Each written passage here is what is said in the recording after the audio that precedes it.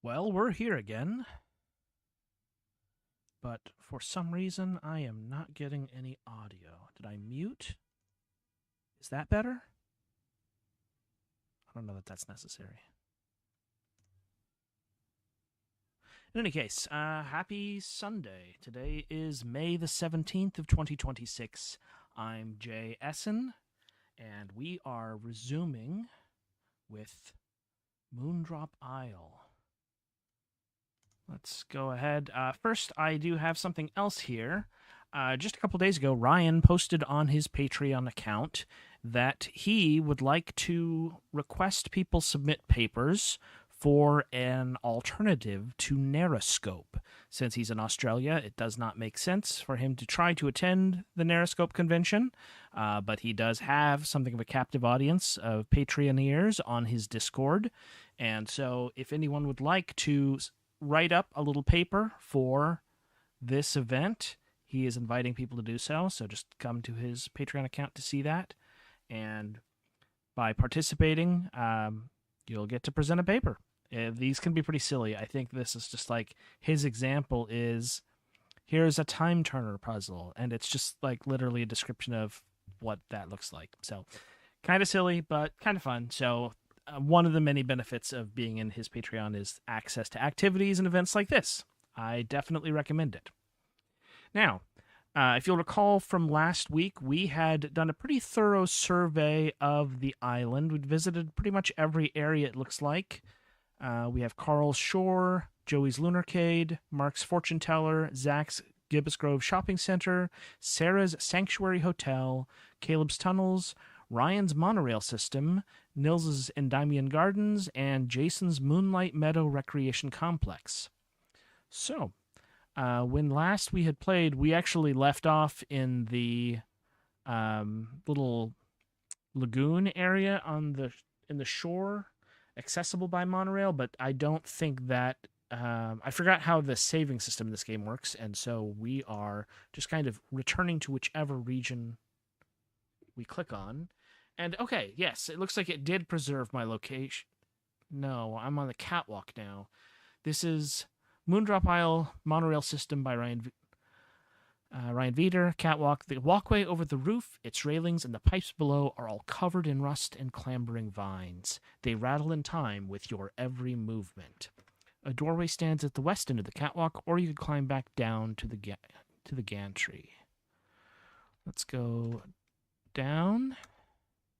Down takes us back to the Lunarcade. Let's go back up. West, down, west. Here's the depot. Train arriving in 8 minutes. Wait until the doors open. We enter.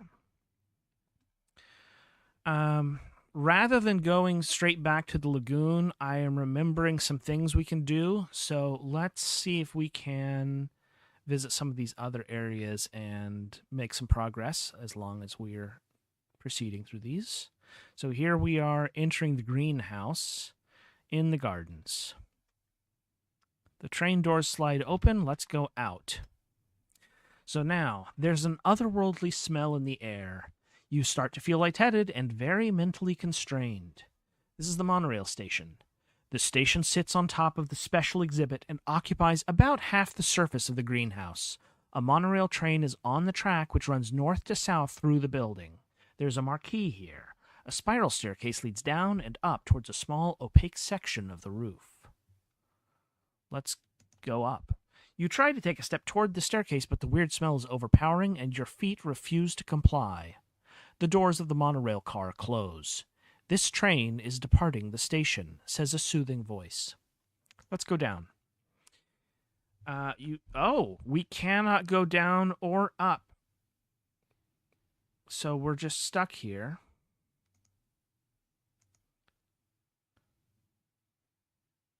Okay, but fortunately the monorail comes back right away. Let's enter the train. So that's no good. Let's wait until the monorail takes us away from the garden.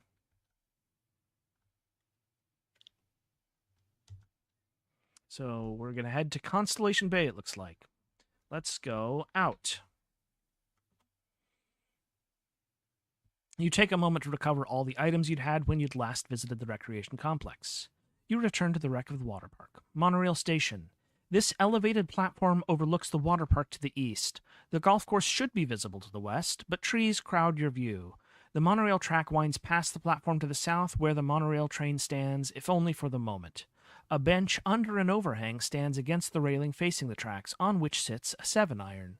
A statue of a bear cub stands to one side, paw raised in greeting. A motorized drawbridge connects the monorail station platform with the staircase attached to the clubhouse exterior. The bridge is currently raised, so you cannot cross.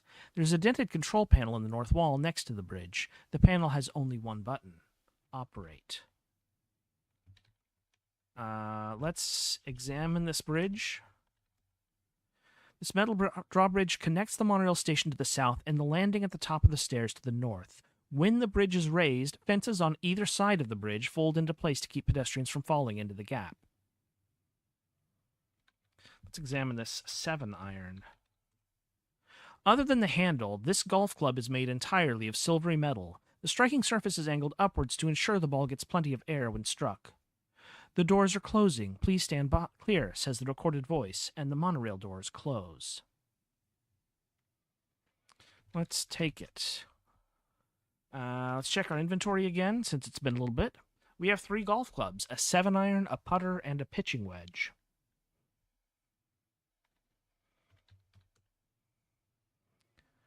The train is going to be back in 43 minutes. I'm glad we didn't have to wait that long in the garden.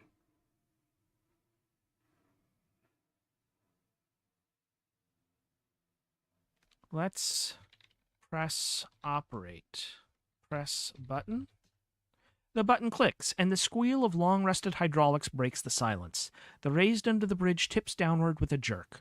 Once it is resting horizontally, the safety fences fold inward, permitting passage to the north. Let's examine the park.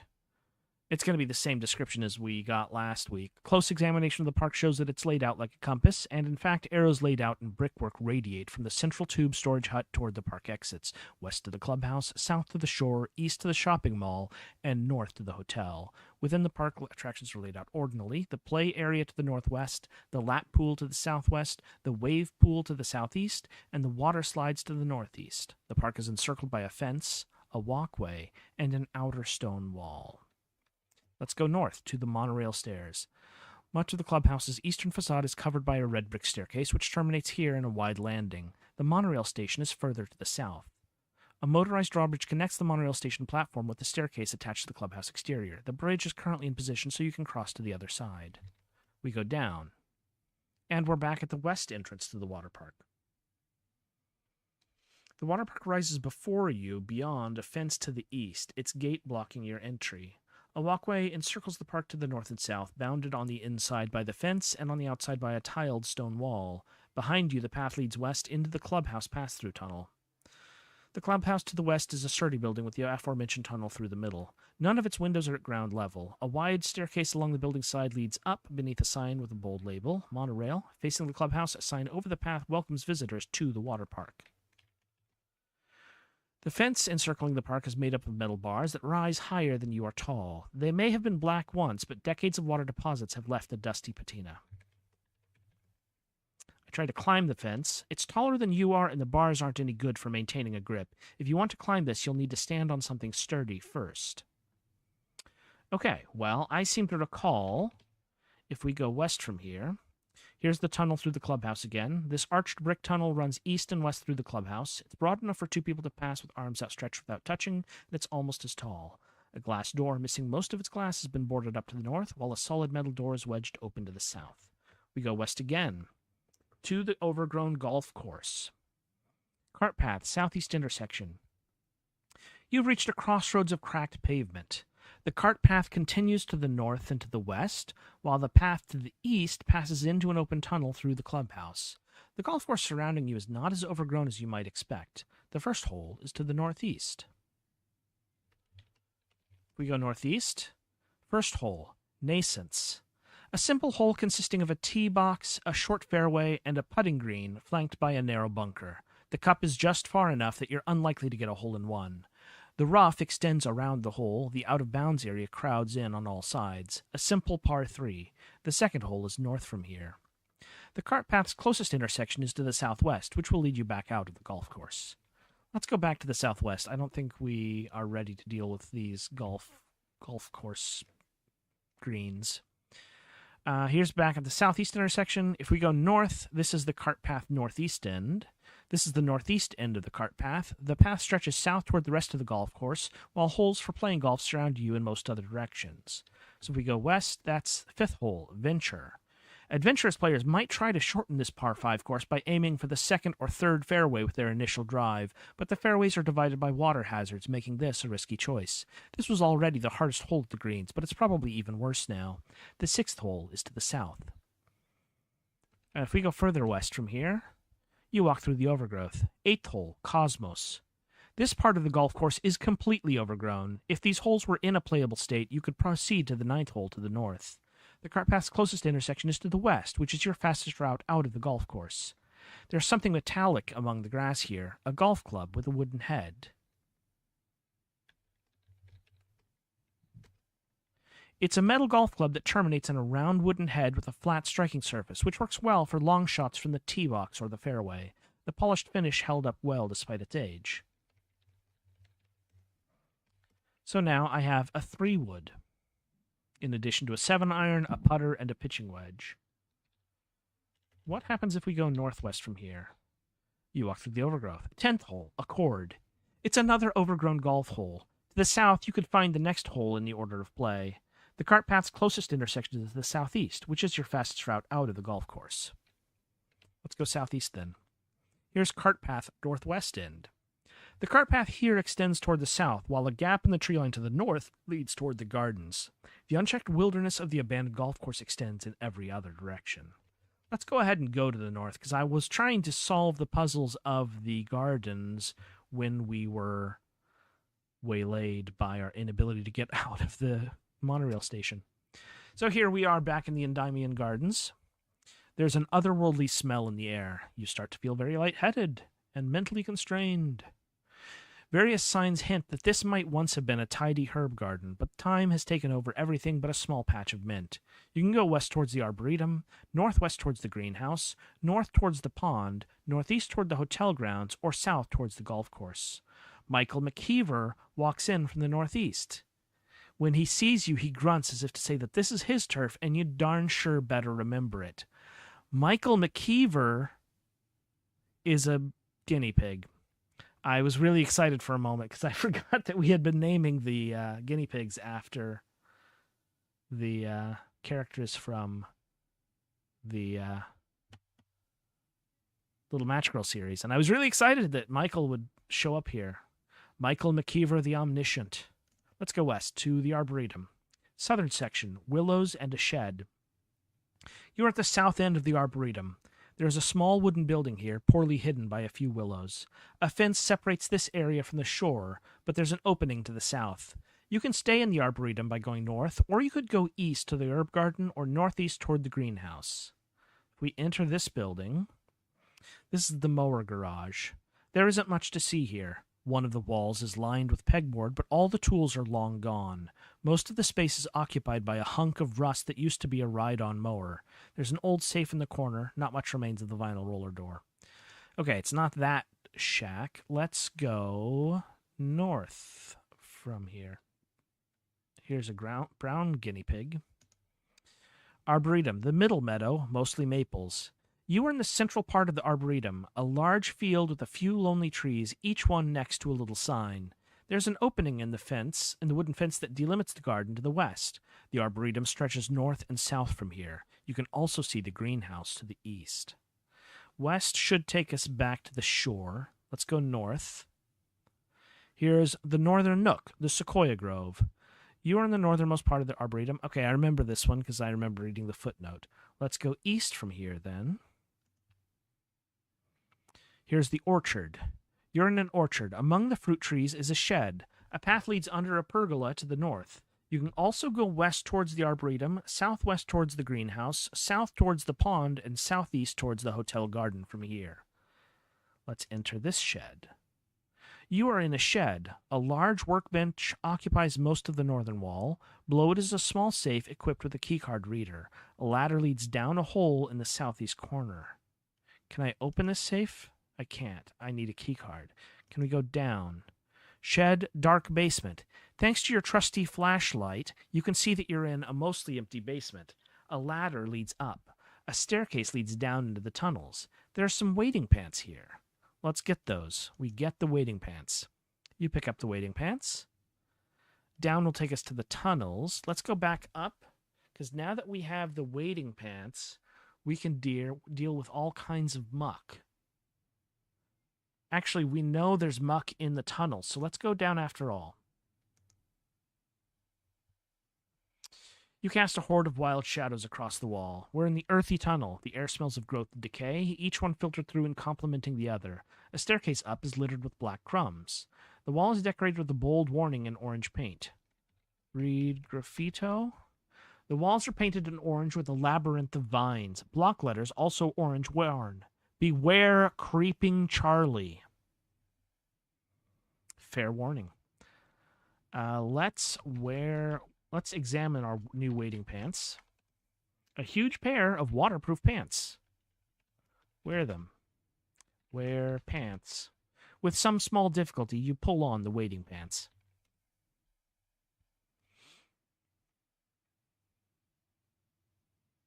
Let's start to the southwest, to the dull tunnel. The concrete floor and ceiling conspire as if to squeeze your senses flat. Someone has scribbled all over the wall in orange paint with a smaller added notation in gold marker. Read graffiti.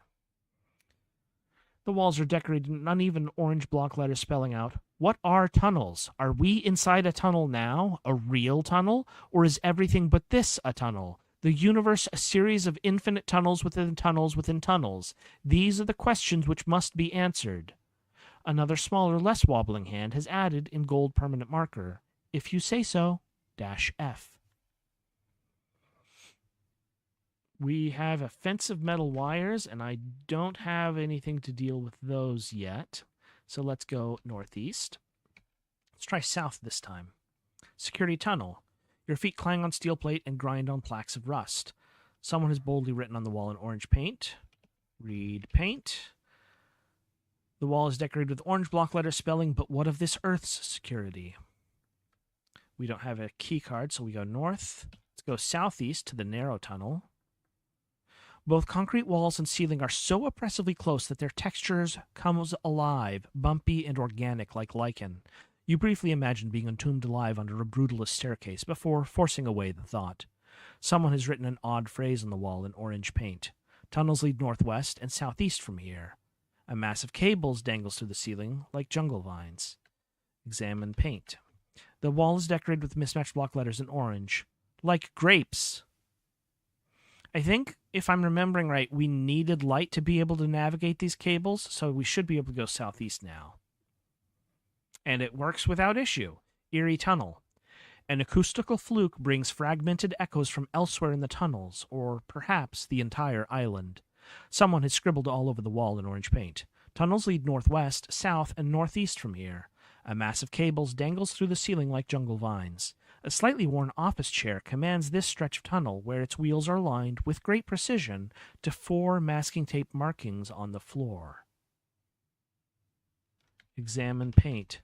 The wall is decorated with mismatched block letters. Sun or moon. Sit. On chair. You get onto the perfectly placed chair. Listen. The echoes are no louder to you sitting in this perfectly placed chair, but they are clearer, more solid. You listen intently for a few minutes, chasing deeper and deeper through your sensorium one particular echo, but it manages to evade you. I do not recall ever having done this before. I'm glad this is working. Let's try it again. You keep listening, aiming your senses this way and that to catch the echo. At last it resolves, growing solid. Miraculously, the echo you are chasing hangs still in midair, just before the perfectly placed chair on which you are sitting. Can I take the echo? It's too insubstantial. You chase the echo through your sensorium until it once again seems to float before you. Can I examine the echo? You can't see it, but it's not just your imagination, is it? You can listen to it. Listen to echo. You listen to the echo. It has a robust form for something so insubstantial. Running your senses over it like a moth's antennae, you find the echo has the shape of a disc, 8 inches in diameter. What? Examine disc. Take disc. Listen. Listen to echo again. You listen to the echo more carefully. You perceive that the edges of its disc shape taper smoothly and that it is covered with shallow dimples. This isn't like a record, is it? Listen to echo. You hear a loud clang, perhaps from the floor near your feet, though your senses are somewhat lost in the void right now. Look. Oh, that's creepy. An acoustical fluke brings fragmented echoes from elsewhere in the tunnel. Someone has scribbled. Tunnels lead, a mass of cables. You can also see a toy UFO here. Take toy UFO. Examine it. A toy flying saucer made of shiny metal, patterned with shallow dimples like a golf ball. Stamped around one side of the saucer's rim are the letters ICA, and around the other, UFO. Huh. Interesting. Let's look. Let's try going south from here then. Main access tunnel. There is a very faint hum here, so faint you almost think you're imagining it. A ladder runs up the east wall into a square shaft. Oh, it's the mall access tunnel. Okay, yeah. Someone has scribbled all over the wall in orange paint. Tunnels lead north and southwest from here. Do I want to go up here? No, I still haven't found the water. Let's go southwest to the damp tunnel. Just west along the tunnel, water plips and bleps. Here the concrete is slippery but not submerged, and it smells of silt and muck, like the pilings under a river bridge. Someone has written on the wall in orange paint the sentence stretching both west and northeast along the tunnel wall. The wall is decorated with mismatched block letters, legs stretching down from the clouds like water spouts. That feels fitting, considering we needed wading pants for this area. Let's go.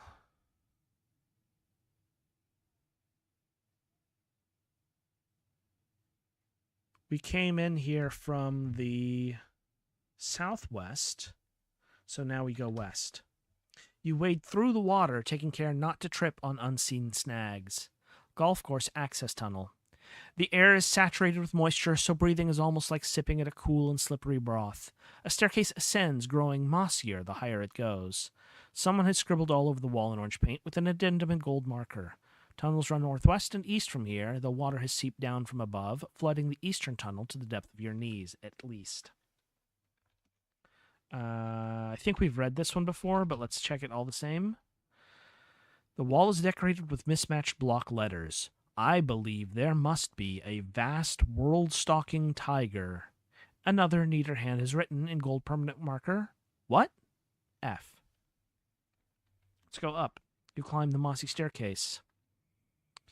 We're back to the clubhouse storage area. A long room opens up before you with a staircase downward on its north end and a staircase upward to the south. A stack of disintegrating boxes leans against one wall, while lengths of pipe line the opposite wall beneath a veil of cobwebs. We go up to the multi-purpose room. If the refrigerator and the toppled vending machine are any indication, this might have been a break room once. Let's go north to get out. Here's the tunnel. We go west to the southeast intersection. Linus walks in from the 16th hole hollow. Lem trots in from the 17th hole awakening. We go west again. Here is the cart path southwest bend. Though it looks like a rolling meadow, this was once the middle of the Moondrop Isle golf course, as a path for golf carts runs here from the north to the east. A footpath leads westward toward the shore, where a fallen fence can no longer obstruct traffic. A golf cart stands on the path here, abandoned to the elements. Examine the cart. It's a four-seater with a sturdy metal canopy to shield the occupants from rain and errant golf balls. Push cart east. Push the dead golf cart east. Let's try it once more.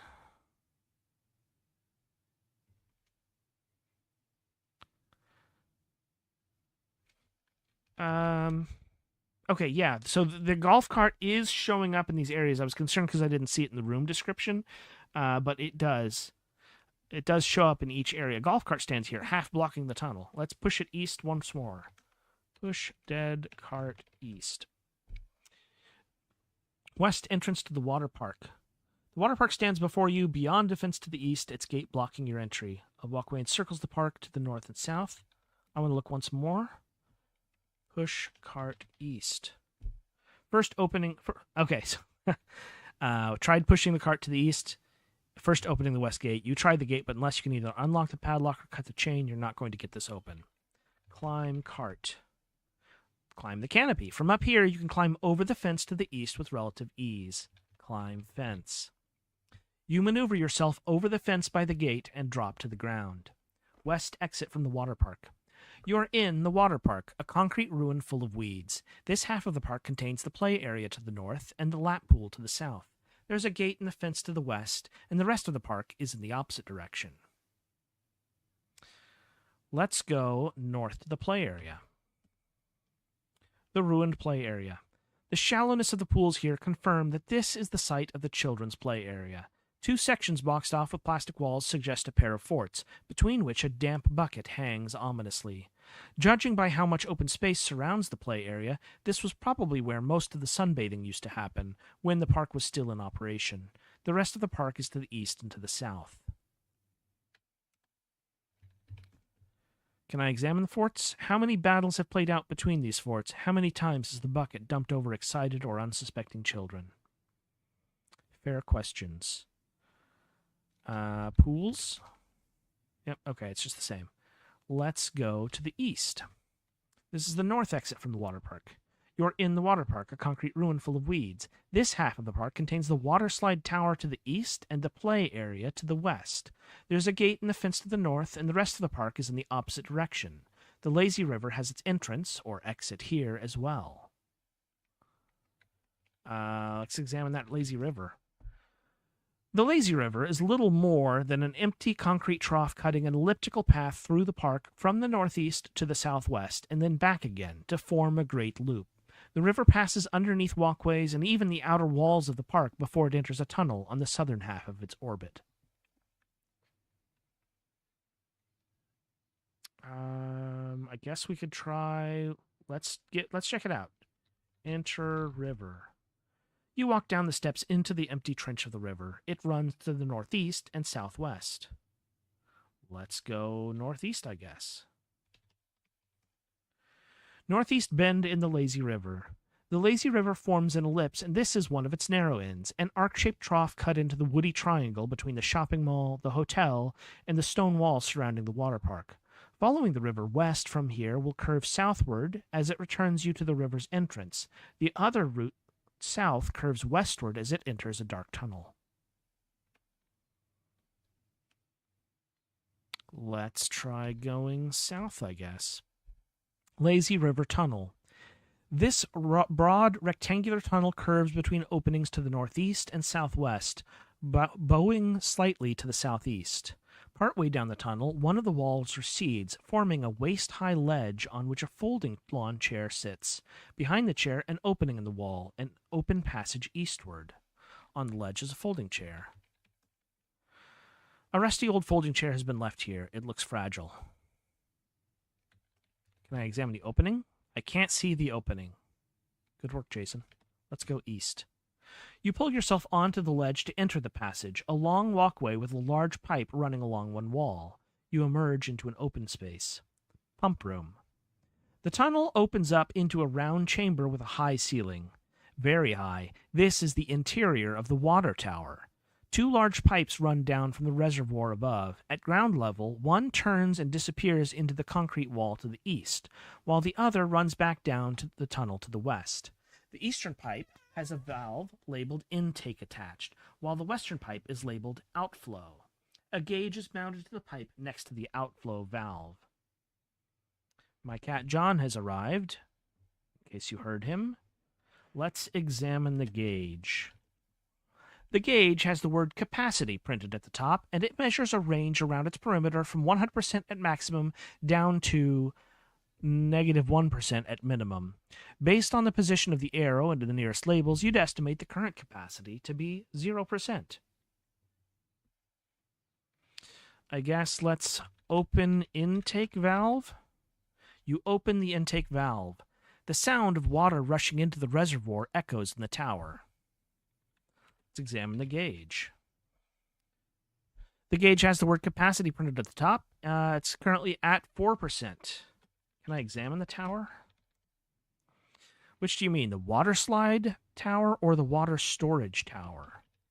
Storage. It's out there somewhere, not that you can see it from here. That's because we're under it. That doesn't work. Let's go back to the west. Can I examine the pipe? I can. The pipe emerges from the tunnel to the east and runs along the ceiling to the middle of the tunnel, where it bends to the north and disappears into the tunnel wall. Seems like that's the direction of the center of the water park. Let's go southwest. Southwest bend in the Lazy River. The Lazy River forms an ellipse, and this is another of its narrow ends, an arc-shaped trough cut into the grassy triangle between the clubhouse, the shore, and the stone wall surrounding the water park. Following the river north from here will curve eastward as it returns you to the river's entrance.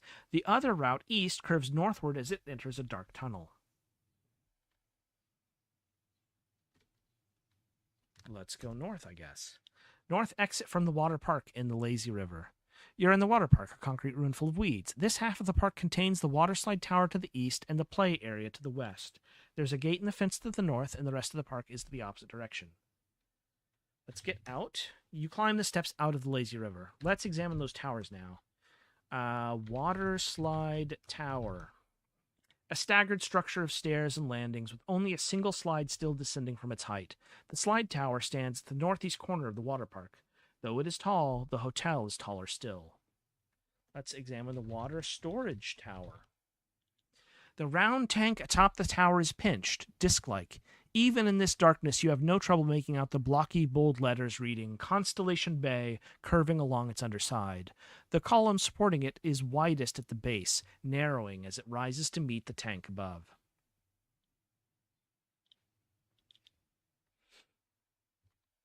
That reminds me of the toy UFO, which is still with us, I'm glad to see.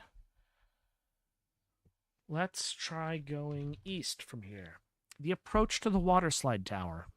The walkways here converge, hemmed in by the Lazy River, before approaching the pools and signs for Constellation Bay's most imposing attraction, its water slide tower.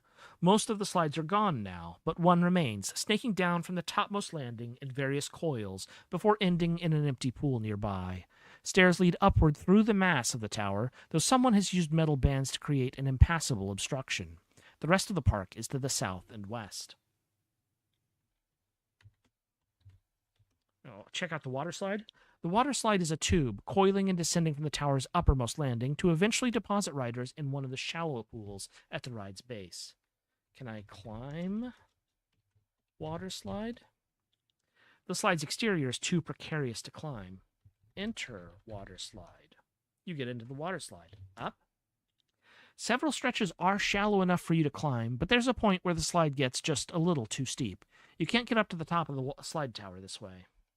Let's go back down.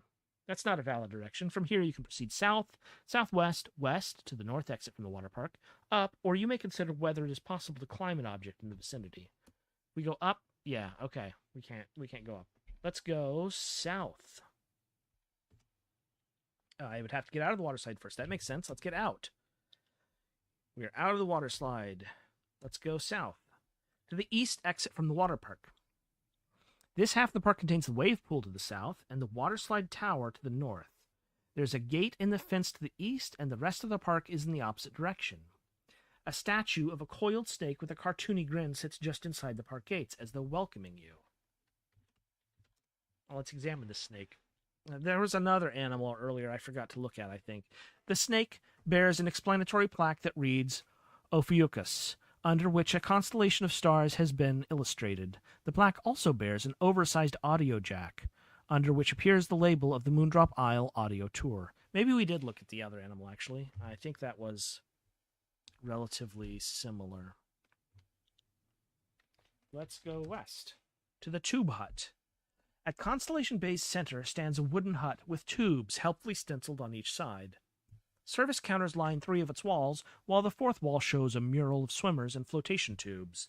Arrows set into the concrete point the way to the 4 exits in each cardinal direction, while the park's main attractions are positioned between them. The play area to the northwest, the lap pool to the southwest, the wave pool to the southeast, and the water slides to the northeast. Examine mural.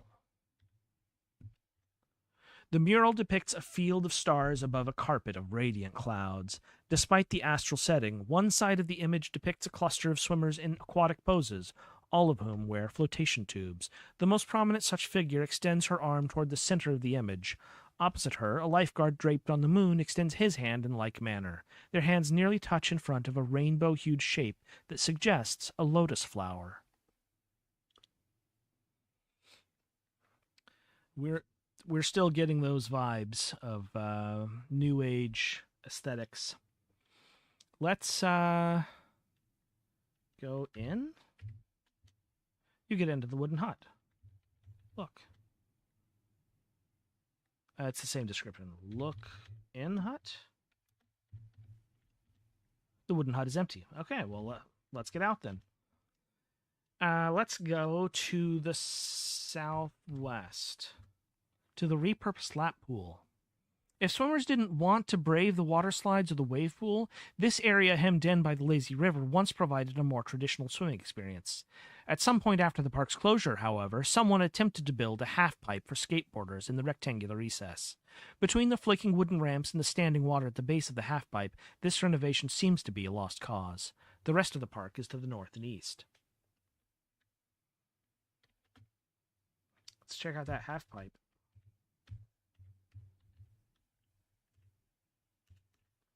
The half-pipe platforms are easily accessed from the sides of the pool, but as an amenity for skateboarders, this half-pipe has lost most of its appeal. Ramps? Oh, well, it's basically the same. Okay, so let's go east, I suppose. South exit from the water park. This half of the park contains the lap pool to the west and the wave pool to the east. There's a gate in the fence to the south, and the rest of the park is in the opposite direction. A broken golf cart is backed up next to the fence to the south. Let's examine the broken golf cart.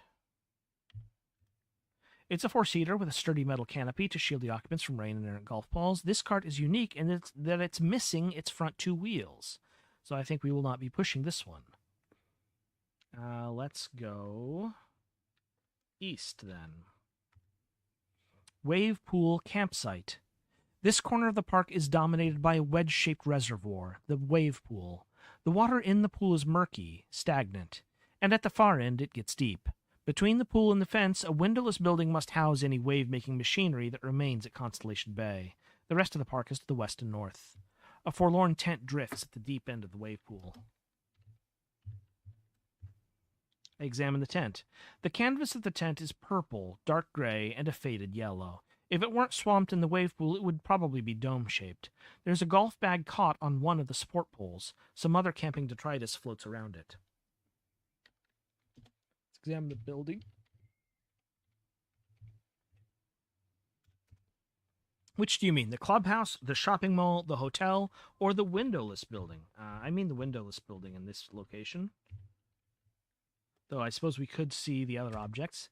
It's a small brick building at the apex of the wave pool. There's a door, but it's boarded up. Let's check out the hotel again, since we have it today. The hotel is a beacon overlooking the water park. It is by far the tallest structure on the island. Let's examine the mall.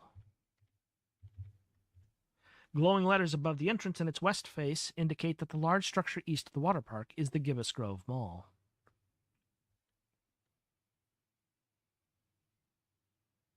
Let's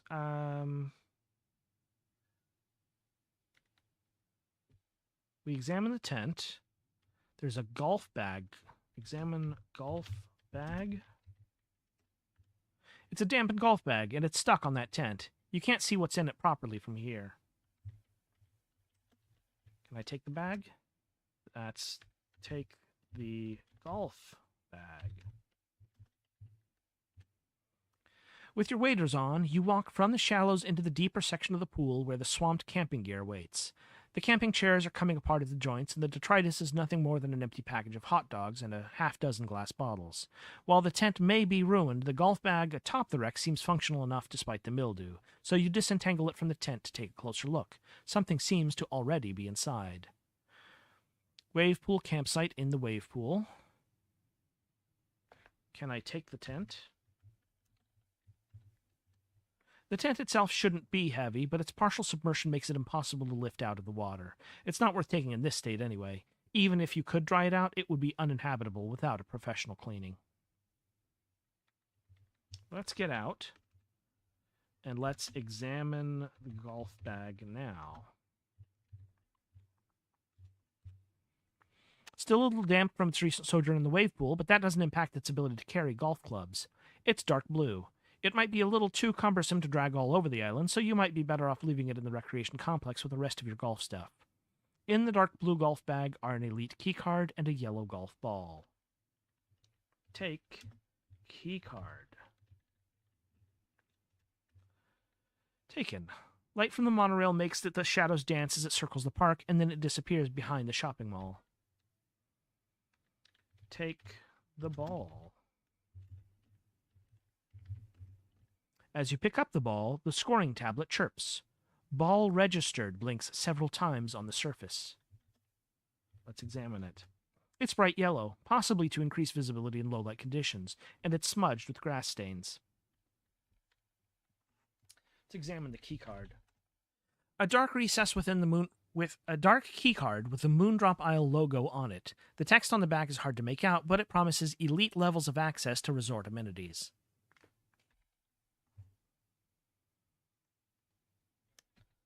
Let's examine the storage tower.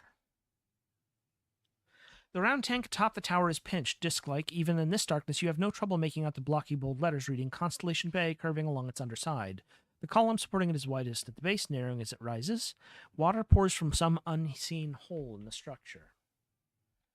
Let's go west. Climb cart. Climb fence.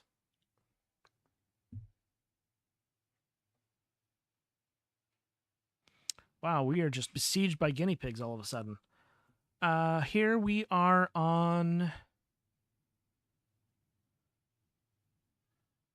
We already went into the cabana, didn't we? Enter cabana. Examine changing rooms. Each changing room is a doorless nook featuring a hook on the wall and a ledge to sit on. A metal bar over the entrance implies the absence of curtains. Stalls. Each stall comes equipped with a drain in the floor and a water pipe that runs halfway up the wall before terminating. Presumably, they would have been connected to a control valve and a shower head, but any such hardware is long missing. Okay, yeah, let's go out. Let's go northwest. And let's go west. And west once more. Linus, you can go to the 17th hole. I'm going to the first hole to the northeast. Nascence. Nascence? I'm not sure. So let's read our pamphlet once more. The way it works, you should drop your ball on the tee box. No tee needed or desired thanks to the fake grass they were installing at the time of the resort's closure. Take one of your clubs, aim at your preferred target. such as the putting green or one of the fairways, and hit the ball. Repeat this aiming and hitting process as needed until you get the ball in the cup. Okay. Drop ball. You set up the yellow golf ball on the tee box. You are currently aimed at fairway. I have, let's take this 3-wood. That seemed appropriate for long hits. Take 3-wood. First, putting the 3-wood and the 7-iron and the putter and the pitching wedge away. Taken. Aim at cup. You position yourself to hit the yellow golf ball at the Nason's cup. Hit ball. It seemed like your ball was going to land on the fairway, but it bounces into the bunker. Crud. Well, let's take the wedge then. Let's aim at the cup again. Hit the ball. Your ball lands on the putting green. Look at that. Let's take the putter. Let's aim at cup. Hit ball. Excellent. You landed right in the cup. You got that in 3 strokes. You hear a beep from the scoreboard, followed by a second beep. Let's examine the scoreboard now. I can't see any such thing. It's because it's called a tablet. It's an LCD tablet with a label at the top. The greens at Moonlight Meadow. You check your scores. Hole name, recent score, best score, par for this hole. The first hole, Nascents, 3. Second hole, Polestar. Third hole, Keeper. Fourth hole, Nexus. Fifth hole, Venture. Sixth hole, Fulcrum. A big out-of-order sticker covers holes 7 through 15. 16th hole, Hollow. 17th hole, Awakening. And 18th hole, Imprimatur. Your most recent overall score for these 9 holes is 3 strokes, while your best overall score is 3 strokes. Par for this version of the course is 34. Let's take the ball. If you're done with this hole, the next one is to the north. We go north to Polestar. On this hole, bunkers flank the green, but you might make a hole and run. It's an easy par 3, but don't get careless. The third hole is west from here. Drop the ball. Take the wood. Aim at cup. Hit ball.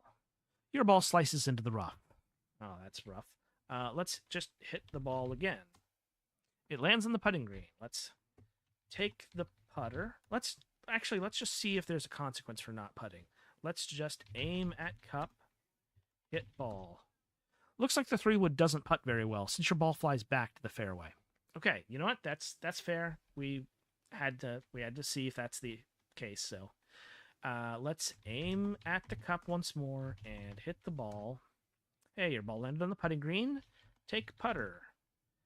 Aim at cup, hit ball. You got that in 5 strokes. We take the ball. Next one's to the west. This is Keeper. The third hole is a gentle slope with few obstacles, though the rough lays close to the optimal line toward the green in several spots, and newer players find it easy to go out of bounds. This is a demanding par 3. The fourth hole is west from here. Let's drop the ball. Take the wood. Aim at cup. Hit ball. Your ball goes right out of bounds, and you take a 1-stroke penalty. You retrieve your ball and take it back to the place you last hit from. I guess they did warn us about that. Let's aim at cup once more. Hit the ball. Your ball lands amid the overgrowth that marks the boundary of play, and you take a 1-stroke penalty. You retrieve your ball and take it back to the place you last hit from. Maybe that's a mistake to use the wood here. Let's take the 7-iron. Aim at the cup. Hit the ball. Lands on the fairway. Not bad. Aim at cup. Hit ball. I don't actually remember if you have to re-aim with every shot, but it's a good habit to be in, I feel, so I'm just going to keep doing that. Take putter. Hit ball. Yay, that did it. 7 strokes is not great, but, you know, we're still learning. We'll take the ball again. Next one to the west. This is Nexus. The greens are notorious for their water hazards, and the first of these makes its appearance on this 4th hole. On the opposite side of the green, a bunker lies in wait to penalize overshooting. If you're deliberate, a par 3 is within your grasp. The 5th hole is south from here. Let's stick with the iron, then. Drop ball. Aim at cup. Hit ball. Out of bounds. Okay. Maybe it's a mistake to use the iron. Let's take the wood. Aim at cup. Hit ball. Safely on the fairway. Okay. Take the iron now. Aim at the cup. Hit the ball. Hey, landed right in the cup. No putting necessary. You got that in 4 strokes. Take the ball. Next one's to the south. Venture. Adventurous players might try to shorten this par 5 course by aiming for the second or third fairway with their initial drive, but the fairways are divided by water hazards, making this a risky choice. This was already the hardest hole at the greens, but it's probably even worse now. The 6th hole is to the south. Let's drop the ball. Let's take our wood. Let's just stick with the second fairway. Let's not get ambitious. We don't have a driver. Aim at second fairway. Let's type properly. You position yourself to hit the yellow golf ball at the second fairway. Hit ball. Right out of bounds and take a 1-stroke penalty. I get the impression we're not very good at golf yet. Take it back. Let's hit the ball once more. Lands on the fairway. Aim at third fairway. Hit ball. Slices into the rough again. Ouch. Let's see if we can hit to the green from here. Hit ball. Lands on the fairway. Aim at green. Hit ball. Your ball lands in the water hazard. Thanks to your waders, you were able to retrieve your ball and place it within 2 club lengths of the place it crossed into the hazard, taking a 1-stroke penalty. Let's just aim at the cup already. Take the iron. Hit the ball. Unfortunately, your ball lands in the rough. They were not kidding about this being a rough hole. Let's just go ahead and hit the ball. Hey, it went into the cup. You got that in 9 strokes. Rough. Take the ball. Let's get out of this one. Next one's to the south. Here's Fulcrum. After you land on the first fairway, the second fairway is separated by a water hazard surrounded by rough. A bunker stands as the final obstacle before the green. The 7th hole would be to the west, but it's completely overgrown. The next playable hole is to the south. Get out of here, guinea pig. This is not a safe place to be right now. Let's drop our ball. Let's take our wood. And let's aim for the second fairway. And let's hit that ball. Your shot goes wide, goes out of bounds, and take a 1-stroke penalty. Retrieve your ball and take it back to the place you last hit from. Just do it again. Lands on the fairway. Okay. Aim at green. Hit ball. It looks like your ball is going to land on the fairway, but it bounces into the rough instead. Rough. Aim at cup. Take iron. Hit ball. Lands on the putting green. Take putter. Hit ball. Got it in 6 strokes. Okay. Look. Next playable hole is to the south. We need to take the ball. That's what I missed. Normally you'd proceed to the hole to the west, but that one looks unplayable. There's a hole in good condition to the south instead. Step through the weeds. This 16th hole hollow. This hole curls around a strand of trees in the out-of-bounds area. A pair of water hazards flank the green, but this should be an easy par 4. The 17th hole is to the east. The cart path's closest intersection is to the northeast, which will lead you back out to the golf course. Drop the ball, take the wood, aim at green, hit ball. Right for the rough again. Aim at green, hit ball. Clean shot onto the fairway. Aim at cup. Hit the ball. Lands in the fairway. Hit ball. Right into the water hazard. We get the ball back. Aim at cup. Hit the ball. Okay. If it seems like I'm being kind of mechanical, something I have noticed when playing this in the past is that you tend to get better the more you play. It's a gradual process. So there is actually a benefit to just hitting the ball over and over again. because at some point we're going to want a good score. I don't really remember why, but there is some benefit to it. Let's just hit the ball again. You've knocked your ball right into water hazard again. Into the water hazard, right into the water hazard. Hey, the ball went to the cup. You got that in 14 strokes. Cool. We take the ball. You're done with this hole. The next one is to the east. Here's 17th hole, Awakening. The penultimate hole is twice the length of the first hole, featuring 2 fairways, 2 water hazards, 2 bunkers, and a larger than normal green. This is a tough par 5. The final hole is to the east. Drop ball. Take wood. Aim at first fairway. We're already there. Hit the ball. Clean shot into the fairway. Aim at second fairway. Hit ball. Lands in a bunker. Take wedge. Aim at third fairway. Can't see anything. Oh, there's 2 fairways? Yeah. Aim at green. There are 2 putting greens here. That's a larger than normal green, I guess. Okay. Aim at cup. Hit ball. Oh, alas, your ball comes to rest in deep grasses of the rough.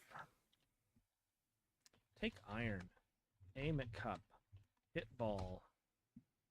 The ball lands in a bunker. Take iron. Aim at cup. Hit ball. You're on the putting green now, so it's all downhill from here. Take putter. Aim at cup. Hit ball. You landed right in the cup. You got that in 6 strokes. Let's take the ball. You're done with this hole. The next one is to the east. There's that monorail again. We go east to 18th hole, Imprimatur. The 18th hole is crisscrossed with sand traps and water hazards, though its 2 fairways are almost as short as they are narrow. Your final par is 4. Let's drop the ball. Let's take our wood. Let's aim at the cup. Let's just hit the ball. Right out of bounds, take a 1-stroke penalty. Let's just do it again. Lands on the fairway. Once more. Splash as your ball lands in the water. Let's aim at the cup. Hit the ball. On the putting green, take the putter. Hit the ball. Got that in 7. So let's examine the tablet. So our most recent score is a 3. 5, 7, 4, 9, 6, 14, 6, and 7. Your most recent overall score for these 9 holes is 61 strokes, while your best overall score is 61 strokes. Par for this version of the course is 34. So I'm going to save us the trouble of reading through everything. I'm just going to go ahead and try and do this one more time as quickly as I can, just to get another experience. Let's take our ball. If you want to start over, first hole to the north. Drop the ball.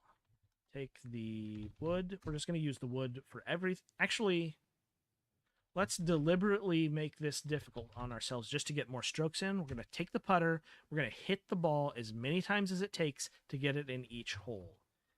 Hit ball. Again, again, again, again, again, again, and again. Got that in 11. Take the ball. Now we go north. Drop the ball. We're just going to do the same process. Hit the ball. Again, again. Hey, that was in 3 strokes. That was pretty good. Take the ball. Next one's to the west. Let's drop the ball. We hit it. Again, again, again. And we just keep going until we get it in. That was 22 strokes. So yeah, we're just practicing our golf. Take the ball. We go to the west. My cat is in the way.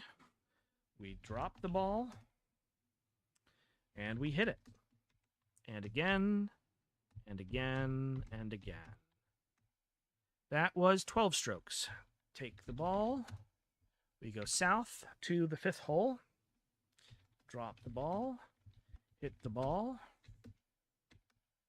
And we keep going until it is sunk. That was 10 strokes. Take the ball. This one's to the south. Drop the ball. Hit it. And again, and again, and again, and again. That was in 7. We take the ball.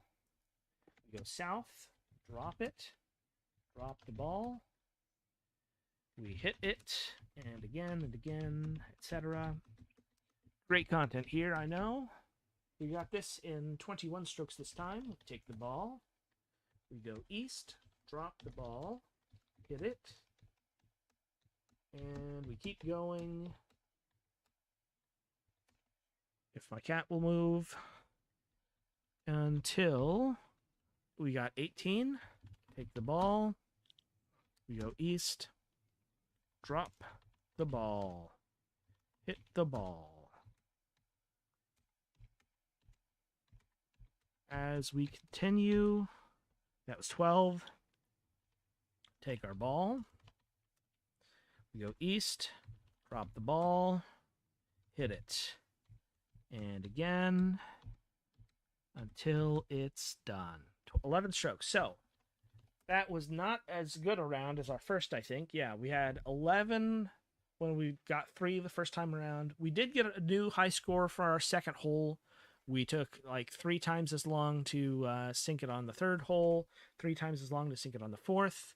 We barely did worse on the 5th hole, barely did worse on the 6th hole. Did it 50% more worse on the 16th hole, 3 times as bad on the 17th hole, and we did worse on the 18th hole. But this is an overall score of 59. We're just going to keep getting that down as we continue to do this in the future. But for now, we have things to do with this key card that we found. Let's go back to the gardens. So we go northwest to the cart path, northwest again to the 6th hole, northwest again to the 8th hole. We go west to the northwest end and north to the garden. Now, the place with the key card was on the northeast side, I feel like. Let's go east. No, northeast to the hotel garden, northwest to the orchard. We enter this shed, and we open the safe. You swipe the key card in the reader. You hear a beep and the sound of a lock unlocking. You open the safe. In the safe are a piece of paper and a pill. Surely we don't just eat the pill. I guess we try it. First, getting the pill. You take the pill from the safe, you swallow the pill, and the brain fog melts away. And just like that, we can actually navigate the gardens. So we have objects. We can examine ourselves. As ever, you are good looking despite the dorky wading pants. That's pretty excellent. Let us look. We are in the shed,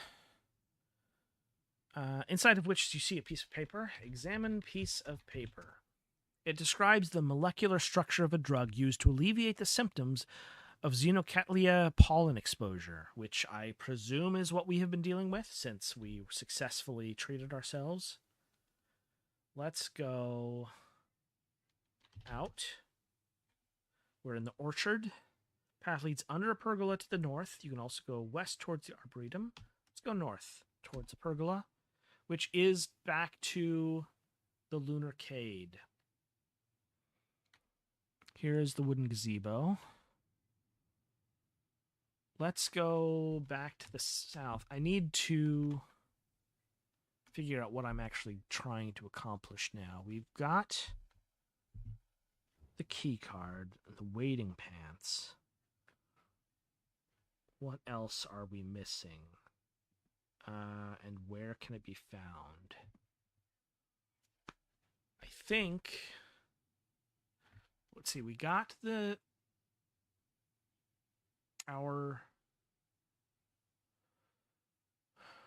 we haven't done very much with our metal detector yet. We got that in the mall. We got the key card in the water park. We got the waiting pants in the gardens. Did we get an object in the Lunarcade? We got the flashlight in the hotel. Have we gotten something in the... We got the shovel from the fortune teller tent. I should actually just look at my inventory. So the flashlight's a hotel. The elite keycard is from the water park. The waiting pants are from the gardens. The shovel is from the fortune teller. The metal detector's from the mall. The open backpack and the toy UFO. The UFO's from the tunnels, but it's just a toy. Can we examine the UFO? It's the same text, it looks like, I think. Let's just consider going back south. I've lost track of where I am. We're in the garden still. That's right. We need to go east towards the hotel. Hi, Ebenezer. Let's go.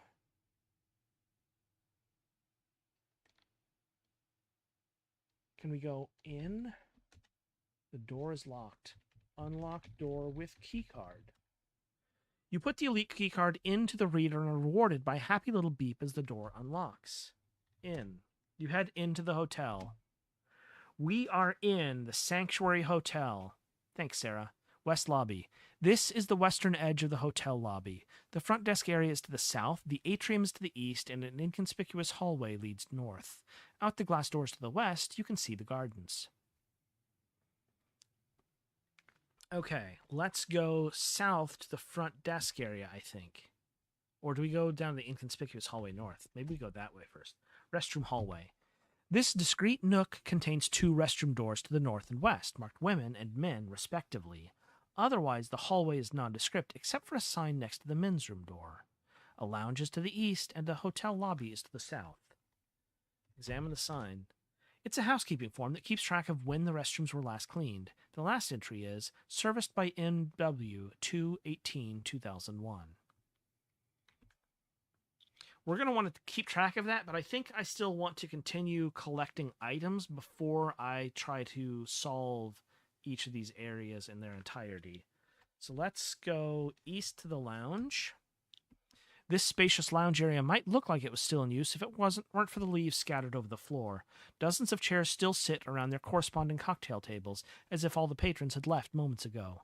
The big giveaway is that the small bar in one corner is now empty of bottles. The hotel atrium is back to the south, and there's also a nook to the west. We came from the west. Let's examine the leaves. Even at some distance from the tree, the lounge floor is scattered with dried leaves. How did they get all the way over here? Examine the tables. The surface of each table is covered with colorful lacquered tiles. They're mesmerizing. And the chairs. A few dozen tan chairs are placed naturally around the tables, their vinyl upholstery cracking with age. Let's examine the bar. It's strange seeing a bar completely devoid of bottles. The maroon felt backing behind the wooden shelves is mottled with mold, like lichen on a rock face. Behind the bar is a chalkboard sign.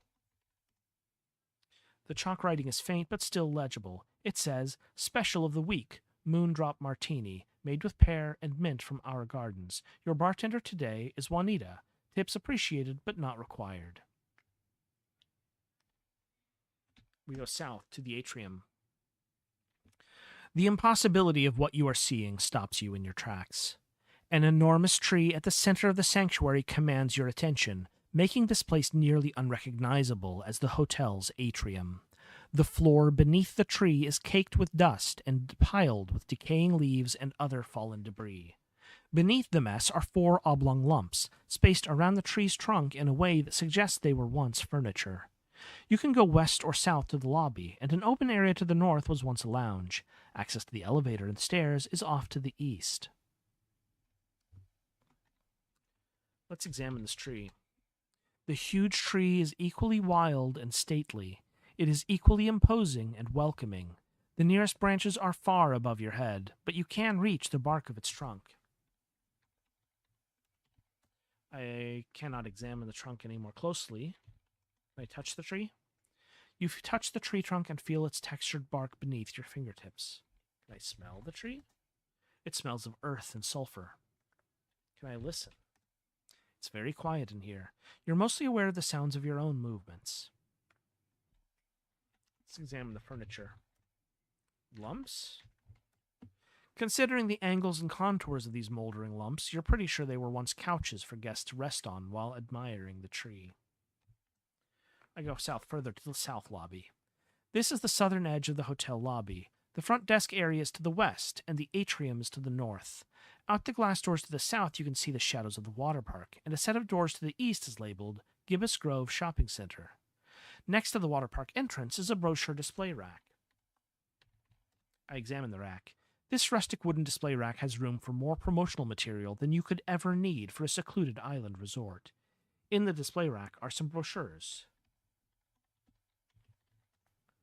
I tried to take one of the brochures. You don't really need any tourist information. Besides, it's all pretty outdated now. Can I read a brochure? The brochures in the front of the rack have been bleached almost completely by 20 years of sunlight coming through the glass doors. You rifle through them and find information about Moondrop Isle's amenities, tours, and eateries. One booklet near the back is decorated with strange glyphs. I try to examine the glyphs. The front of the booklet is labeled with text in an indecipherable alphabet, above an illustration of a building with a glass dome on top. An introductory paragraph inside the booklet says, "The games and puzzles available on Moondrop Isle were created by puzzle master Glenn Croker. They are suitable for inquisitive children and adults of all ages." The following pages describe the various areas of the resort, alluding to the mysteries to be uncovered in each. Interesting. Let's go east. Cool air wafts in as you open the door to the breezeway. Here we are again at the breezeway. The cool night air rushes by as you pass into a sparse-covered walkway. Some odd benches and trash cans line the path. You can view the exterior of a round building to the north, while the south, through the chain-link fence, you can see part of the water park. The hotel is to the west and the mall is to the east. Right. Exterior? No. Let's go east to the West Hall.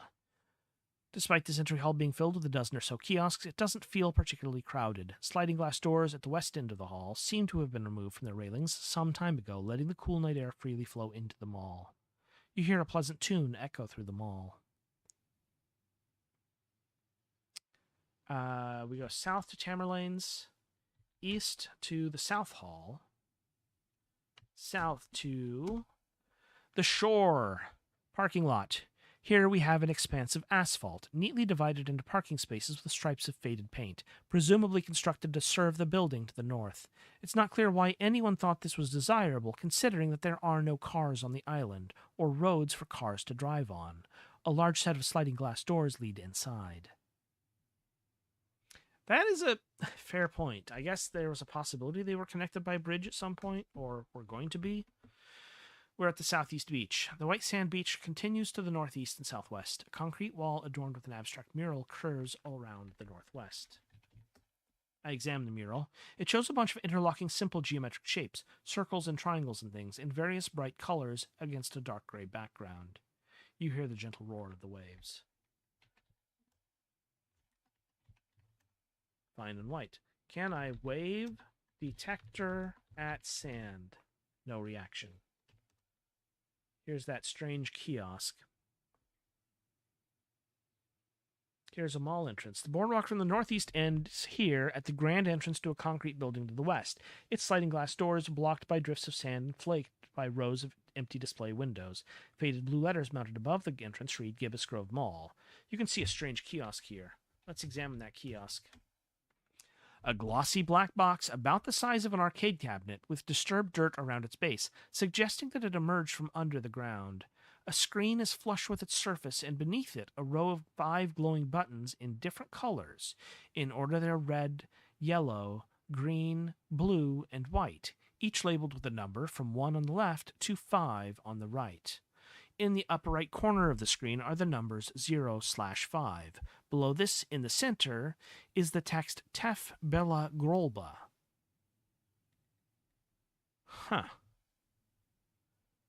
Tef Bella Grolba.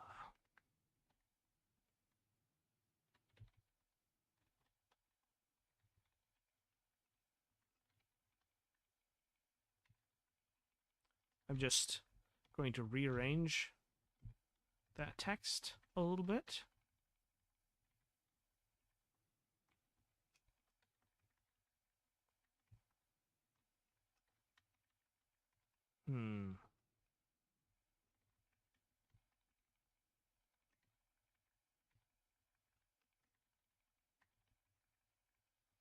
After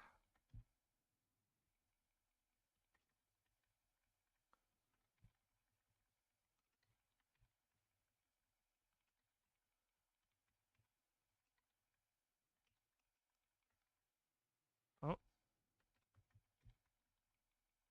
after label bog. Yeah, I bet it's not.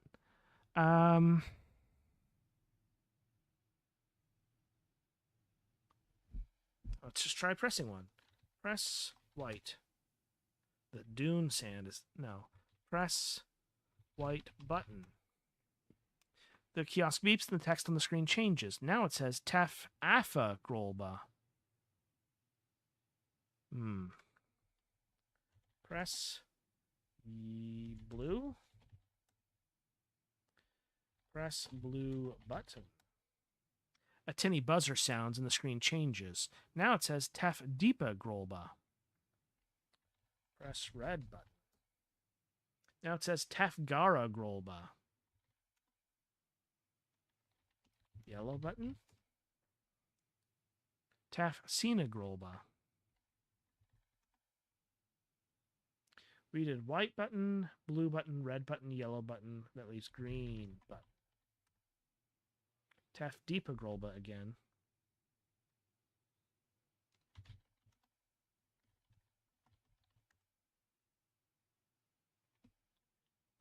Okay, yeah, clearly I do not know this. I think there's a puzzle to solve here, but I'm not doing that just yet.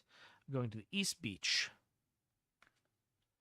Let's wave detector at sand. No reaction. Let's go southwest. No, that's the mall entrance. North to the dunes. You're slightly off the path here. A rail supported by concrete pillars crosses above from the east toward the beach to the inner part of the island westward. You can't follow it any further inland, though, as the white sands are interrupted by a mass of thorny vegetation. I examine the vegetation. Multiflora roses, I think, which is to say a 7-foot-high mass of thorns with occasional little white flowers. Wave detector at vegetation. Wave detector at sand. Let's go northeast to the East Beach. Concrete stairway leads up to a platform. Inset in the concrete is a sign and a metal door with a button. Press button. After a moment, the metal door slides open to reveal an elevator. In. The elevator ascends to the platform. Monorail platform in the elevator. You're on a small concrete platform, a story above the ground, surrounded on 3 sides by broken plastic sheets that presumably used to provide shelters from the cold ocean winds. On the 4th side, a wide rail runs past. Out. The elevator door closes behind you as you exit. Can we chill until the monorail arrives? Let's wait. It's in. We are in the monorail again. We're going to kill some time here. We're going to go about. Yeah, I didn't think so. We are riding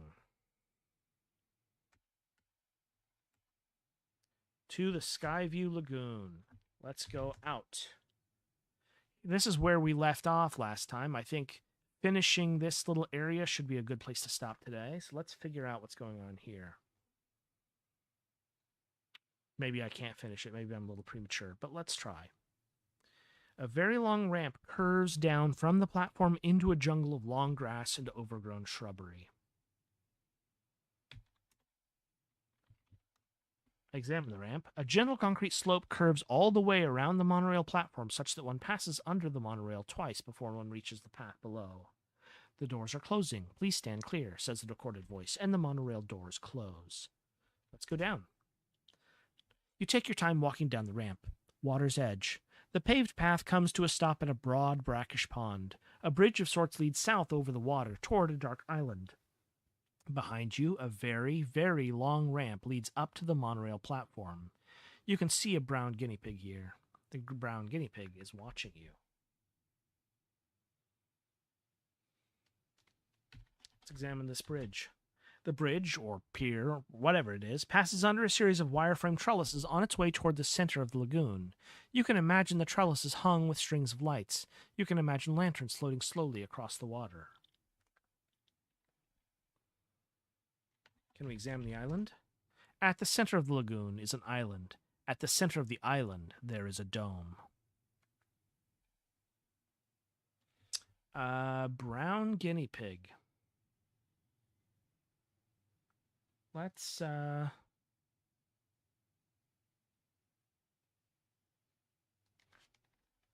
name Brown. What was the name of that guy? Let me see. I'm looking something up briefly.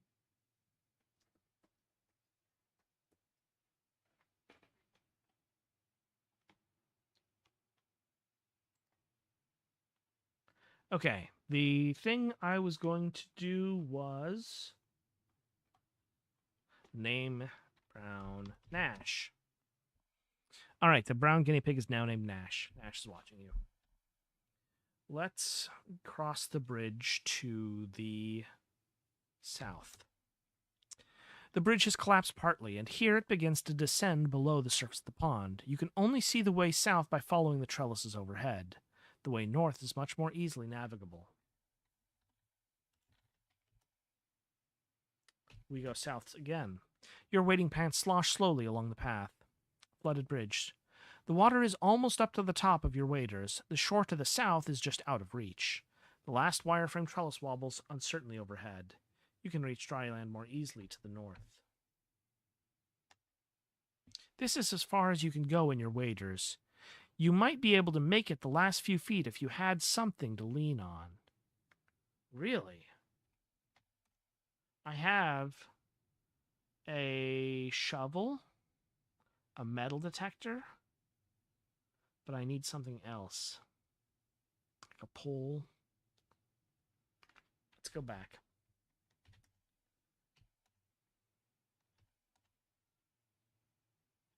Go up. Let's examine the marquee. Train arriving in 32 minutes. Well, okay.